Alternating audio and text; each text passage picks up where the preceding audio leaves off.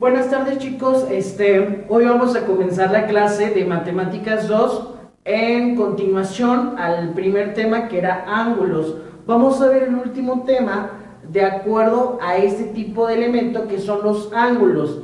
Hoy vamos a ver rectas paralelas cortadas por una transversal.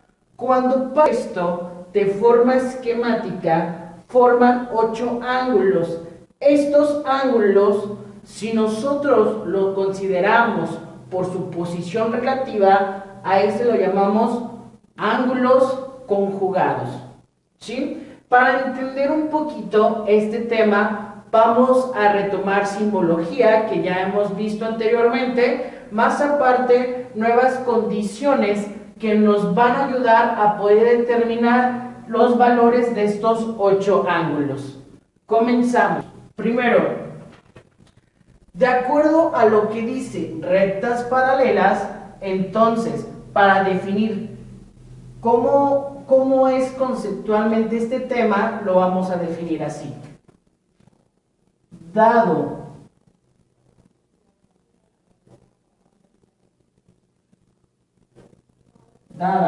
las, para decir rectas paralelas, recuerden que necesito yo determinar cuáles son mis rectas paralelas. En este caso vamos a decir L1 y L2. Y la transversal, que va a ser esta. ¿Sí? Entonces, tenemos, dadas las rectas L1 es paralela a la recta L2. Dadas las rectas paralelas cortadas por una transversal llamada recta T,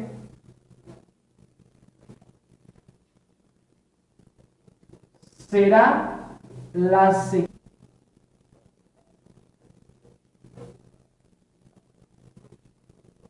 que pase por dos puntos y esta forme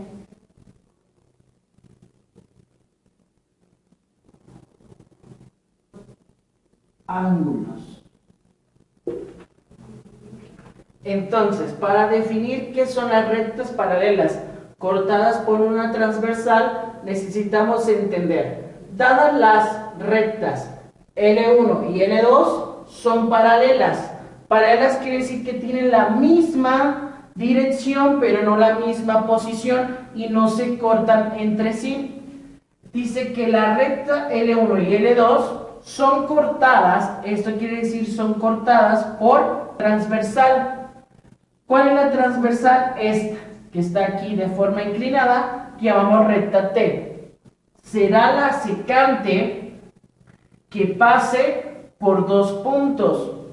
Recordemos, por ejemplo, en la primaria y en la secundaria, si hablábamos de los elementos de una circunferencia, recuerden que hay dos rectas que tenemos así y otra que atraviesa así.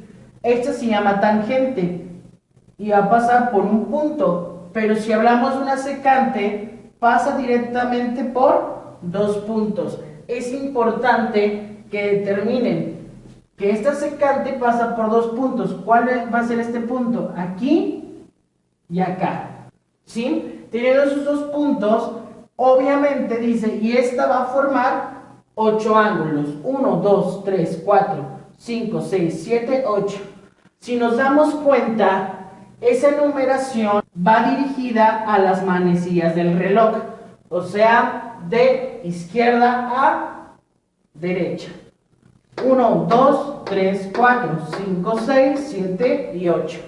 ¿Sí? Entonces, ahora, de ese esquema que nosotros tenemos, lo vamos a considerar por partes. Primero, se dice que este esquema que son las rectas cortadas por una transversal, van a formar 5 aspectos diferentes, muy importantes, que debemos de considerar para poder hacer el cálculo de estos ángulos que necesitamos en el ejemplo que va a seguir en el próximo video, acerca de cómo poder calcular cada uno de sus ángulos, pero de acuerdo a estos aspectos. Entonces, empezamos. Dice, los ángulos alternos internos. Para entender internos y externos, vamos a hacer lo siguiente. Todos los ángulos que se encuentren adentro de estas paralelas, lo vamos a llamar internos.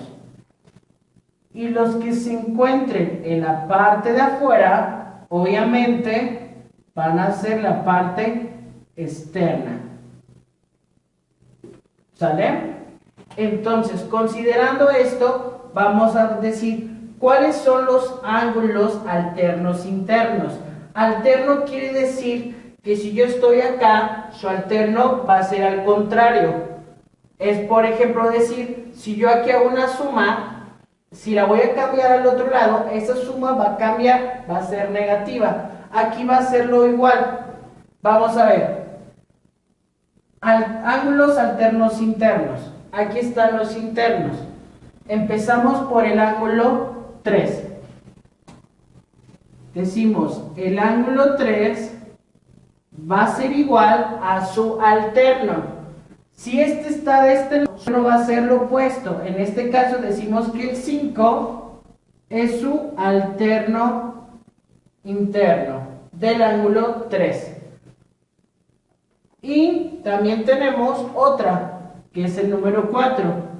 El ángulo 4, su alterno interno sería su opuesto. Si aquí está del lado izquierdo, obviamente su alterno va a ser el del lado derecho. Entonces, el ángulo 4 va a ser igual al ángulo número 6. Entonces ya tenemos cuáles son los ángulos alternos internos. Ahora, ¿cuáles son los ángulos alternos externos? Tenemos dos, 1 y 2, ¿sí? Obviamente se considera el 1 y el 2, el 8 y el 7. Vamos a hacer lo mismo, solamente que aquí comenzamos del número 1. Entonces decimos, el ángulo número 1 tiene que ser igual a su opuesto.